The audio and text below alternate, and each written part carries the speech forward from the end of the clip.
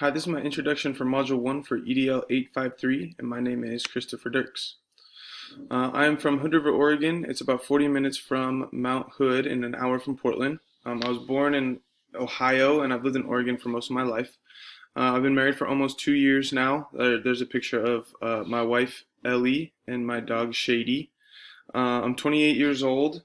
We have a baby on the way. He'll be here in April, so we're very excited about that. This is my 6th year of teaching high school math and my 5th year as the head basketball coach. I got a degree in math from Linfield University in McMinnville, Oregon, and I participated in track and basketball in college. Huge Bills fans. Where I work, so the Hood River area is about 50-50 split Hispanic population. The lower valley, which you can kind of see in this image, is very wealthy, and the upper valley keeps us as a Title I school, so it's kind of a diverse area. There's a constant focus on equity in our district. The community support is growing. I don't think it's always been there, but due to the pandemic and the need for the support, I think it's really happening, which is nice. We have about 1,200 students and 86% grad rate, which is 6% above the state average. So there's a little background about me, and I will go into the content questions. So creating an inclusive culture. If an inclusive culture starts from the premise that everyone in the school, students, educators, administrators, support staff, and parents should feel that they belong, realize their potential, and contribute to the life of the school, what is the school leader's role in maintaining this culture, and what do you do if it doesn't exist? So it's really important to note what the school climate is and always work to improve that. So I know that our school has a continuous improvement plan, and that's a big part of it. Making sure that kids feel safe and accepted is huge. And if it starts with the teachers, so if it doesn't exist, starting with the teachers and training them to help create and support that culture, that moves into the students feeling safe and protected. That moves into parents feeling like they want to come back to the school when they come in for open houses or parent-teacher conferences. And that creates positive talk in the community about the school. So it really all starts with training the teachers if it doesn't exist yet. And if it's there, just making sure that kids are feeling safe and parents feel like they want to come back to the school. Being an advocate is a person who empowers their students that empowers their students. They give advice, encouragement, or a listening ear. It's an individual that lets a student know that they are someone who believes in them and that who is there for them. What support can a school leader provide to encourage advocacy? So a huge part of that, again, is training the teachers. And for some teachers, this might be a new idea.